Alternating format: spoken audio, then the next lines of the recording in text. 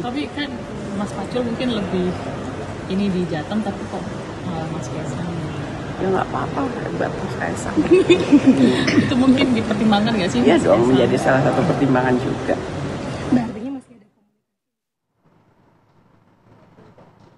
Ya, pernyataan yang cukup mengejutkan sih kalau buat saya. PDIP ternyata mempertimbangkan nama Kaisang Pangarep untuk bisa masuk di Jawa Tengah, dalam Pilkada Jawa Tengah. Sementara sebelumnya ada Hasto Kristianto yang menyebutkan bahwa ini ada cewek-cewek Pak Jokowi yang kemudian keras sekali membantah menentang hal tersebut. Nah, kita sudah tersambung bersama Mas Seno Baguskoro dari PDIP dan juga ada Grace Natali, staf khusus Joko Widodo. Nanti kita ke Mbak Grace. Sebelum ke Grace, kita ke Mas Seno dulu. Mas Seno, ini apa sih sebenarnya yang diinginkan PDIP nih dalam pilkada nih? Satu sisi menyebut bahwa ada cawe-cawe Pak Jokowi yang kemudian ditentang habis oleh PDIP, lalu kemudian Mbak Puan Maharani menyebut mempertimbangkan kok nama Mas Kaisang untuk bisa masuk di pilkada.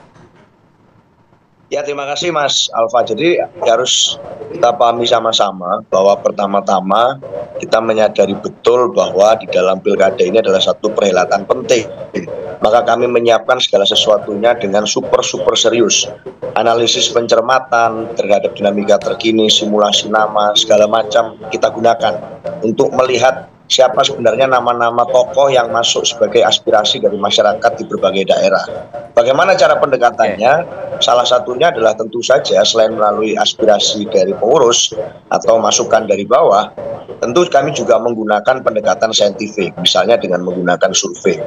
Bahwa ada banyak nama yang terjaring dalam survei adalah sebuah fakta yang harus kami terima, kami lihat, dan kami cermati. Apapun itu, sebagai partai politik, kami tentu punya keinginan secara kebatinan untuk mendorong kader-kader kami yang terbaik untuk berlaga di berbagai pilkada. Tetapi bahwa ada nama-nama lain yang muncul harus kami cermati dengan sedemikian rupa. Terlepas dari apakah nama-nama ini adalah nama-nama yang mengundang kontroversi, yang mengundang berbagai pertanyaan di masyarakat atau tidak, tetapi semua nama itu tentu harus kami cermati dengan seksama. Sehingga tentu menarik kalau melihat nama-nama itu muncul, bagaimana prosesnya, apakah punya rekam jejak atau tidak di daerah tersebut, apakah punya faktor ketokohan dan kredibilitas yang cukup. Semua itu tentu kami pertimbangkan. Jadi kalau kita berkaca dari statement para pimpinan partai, sebenarnya maksudnya adalah tidak ada nama-nama yang terlepas dari pantauan, semuanya menarik, bahwa demokrasi memunculkan banyak nama itu kemudian adalah satu hal yang baik. Tetapi persoalan apakah kami akan mendukung siapa, saya rasa masih butuh tahapan yang begitu panjang di tengah masyarakat. Bagaimana nanti sebenarnya yang dibutuhkan. Sebagai partai politik, kami bertanggung jawab untuk harus mempertanggungjawabkan apa yang kami usulkan di dalam pilkada nanti. Saya rasa konsepnya seperti itu, Mas Alfa. Mas Seno, apakah dengan adanya pertimbangan terhadap nama Kaisang ini menggugurkan kata-kata yang sempat dilontarkan oleh PDI Perjuangan, cawe-cawe presiden? Loh, hari ini kita melihat kalau kemudian apa yang terjadi di Pilpres yang kami kritisi kemarin, tidak ada satupun sikap kami terkait dengan kritisisme kami di Pilpres itu yang gugur atau selesai begitu saja. Di Rakernas sudah disampaikan, dan sebelum Rakernas pun sudah kami sampaikan bahwa sikap kami tetap kritis dan kami prihatin terhadap apa yang terjadi di dalam cerminan Pilpres kemarin. Dan kami akan berupaya begitu keras untuk menjaga agar pilkada besok kita bisa mengalami pilkada yang berkualitas. Tetapi tentu saja kalau bicara tentang cawe-cawe, sekarang yang memberikan penilaian bukan hanya kami. Ada banyak masyarakat kalau di media sosial yang mencermati apakah bagaimana proses satu orang menjadi seorang pemimpin. Apakah itu melalui mekanisme hukum yang sudah disepakati bersama sebagai aturan main atau tidak? Apakah itu menjadi satu bagian yang sehat bagi contoh berproses atau tidak? Itu menjadi satu catatan di masyarakat, bukan lagi di kami. Nah, tugas kami hari ini adalah untuk memastikan dan menyampaikan agar kami dapat tetap membuktikan bahwa asas yang kami percaya, yaitu asas kaderisasi, asas mau turun ke bawah, asas bergotong royong, itu bisa terjaga di pilkada. Nah, persoalan cawe-cawe saya rasa saya sepakat dengan Bang Hensat. Nanti dengan berjalannya waktu semuanya akan terbukti dengan lebih gamblang. Saat ini tentu kami lebih baik menginvestasikan energi untuk mempersiapkan kader-kader internal kami daripada sibuk mengomentari atau membaca kader-kader di luar internal kami.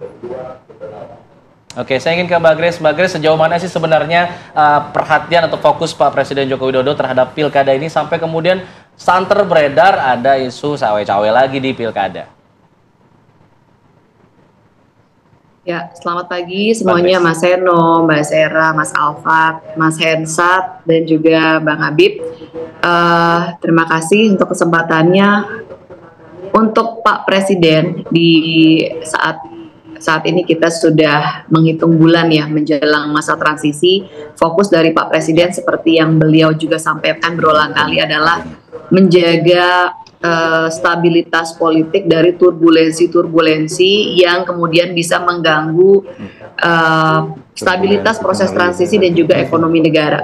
Jadi hari-hari ini Presiden itu fokus melaksanakan tugas-tugas kenegaraan, memastikan proyek-proyek strategis nasional berjalan tepat waktu agar ketika beliau serah terima kepada Presiden terpilih selanjutnya itu bisa berlangsung dengan baik. Kita ketahui hari ini kan kita tidak hidup dalam ruang hampa ya. Indonesia, apa yang terjadi di dalam negeri, apa yang terjadi di luar negeri itu bisa punya kaitan atau dampak langsung kepada ekonomi misalnya, bisa berdampak positif atau negatif kepada persepsi market, bisa menyebabkan arus uang masuk dan keluar dengan cepat yang bisa misalnya mengganggu stabilitas rupiah gitu. Jadi perhatian Presiden itu tidak mikro ngurusin siapa calon-calon yang kita lihat beredar ya. Saya lihat di sejumlah media massa ada orang-orang yang dijuluki misalnya calon istana begitu kan. Presiden itu punya urusan yang jauh lebih besar.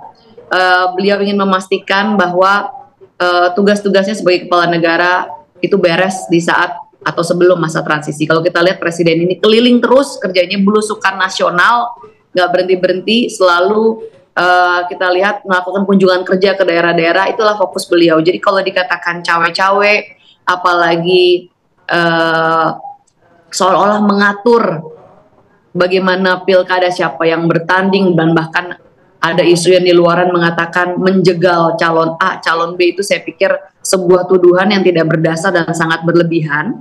Karena kita ketahui bahwa ini kan pemilihan di mana satu orang punya satu suara, bahwa seorang calon mau apakah dia bagian dari keluarga yang memiliki kekuasaan politik, misalnya apakah bapaknya gubernur, misalnya belum tentu anaknya nyalon bisa terpilih begitu kan, karena ada faktor popularitas, ada kedisukaan, orang populer belum tentu disukai begitu kan, belum tentu juga berujung pada elektabilitas atau pasti terpilih. Jadi ada banyak variabel yang tidak bisa dikendalikan oleh satu orang. Jadi rasanya tuduhan yang sangat berlebihan kalau dikatakan Pak Presiden cawe-cawe. Kepentingan beliau adalah menjaga stabilitas agar kondisinya baik, terutama untuk ekonomi.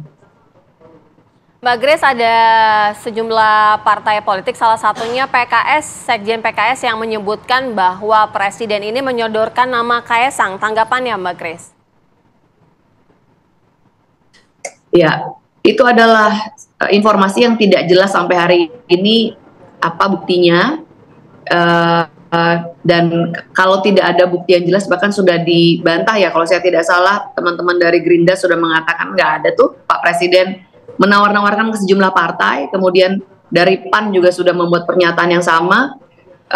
Saya pikir kalau ini pernyataan yang tidak ada fakta yang jelas tetapi sudah diumbar dengan vulgar ke publik, maka ini adalah sebuah kebohongan publik yang harus dipertanggungjawabkan, diluruskan oleh pihak yang melontarkan hal tersebut. Dalam hal ini terkait ini yaitu Pak Sekjen PKS. Karena tidak ada dasarnya sama sekali, bahkan partai-partai yang disebut-sebut ditawari itu saja sudah memberikan pernyataan bahwa tidak ada Pak Presiden menawar-nawari nama Mas Kaesang. Jadi ini adalah sebuah kebohongan publik yang sangat disayangkan bahwa figur sekelas Sekjen harusnya membuat pernyataan yang bisa dipertanggungjawabkan dengan dasar data dan fakta yang jelas. Geblak kayak Baik. juga enggak. Baik, saya ingin ke Bang Henry sebenarnya. Tadi bantahan sudah keluar secara keras gitu ya. Bantahannya tidak ada cawe-cawe lah, nggak mau ngurusin yang cuma pilkada segala macam. Tapi sebenarnya pilkada ini penting nggak sih buat seorang presiden yang sebentar lagi mau berganti transisi ke pemerintahan baru? Apa sih ada kepentingan yang mendesak nggak sih untuk bisa mengurusi pilkada begitu? Mungkin nanti dijawab setelah jeda ya. Setelah jeda kami kembali di Apa Kabar Indonesia Pagi.